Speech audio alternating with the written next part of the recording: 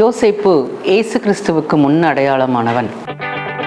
யோசேப்பு அங்கே அவர் 20 வெள்ளிக்காசுக்கு விற்கப்பட்டார். இயேசு 30 வெள்ளிக்காசுக்கு விற்கப்பட்டார். வெறும் குழியிலே யோசேப்பு போடப்பட்டார். இயேசு கிறிஸ்து காய்பாவினுடைய வீட்டிலே அங்கே அவர் குழியிலே வைக்கப்பட்டு பின்பு அவர் விசாரிக்கப்பட்டார்.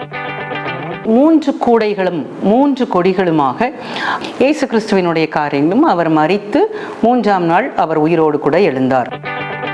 யோவானாலே இயேசு கிறிஸ்து பிரதான ஆசாரியனாகவும் இஸ்ரவேலின் ராஜாவாகவும் அவர் அபிஷேகம் பண்ணப்பட்டார்.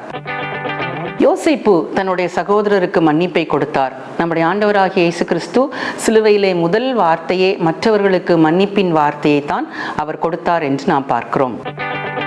யோசேப்பு தன்னுடைய மணவாட்டியாக அவள் வேறு ஒரு புறஜாதியிலிருந்து அவள் தெரிந்து கொள்ளப்பட்டால், நாம் புறஜாதிகளாயிருக்கிற நம்மை நம்முடைய ஆண்டவராகிய இயேசு கிறிஸ்து அவருடைய மணவாட்டியாக அவர் ஏற்றுக்கொண்டிருக்கிறார்.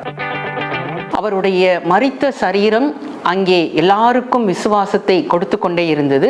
இன்றைக்கு திறந்திருக்கிற நம்முடைய ஆண்டவராகிய இயேசு கிறிஸ்துவினுடைய கல்லறை நமக்கு விசுவாசத்தை கொடுக்கிறது.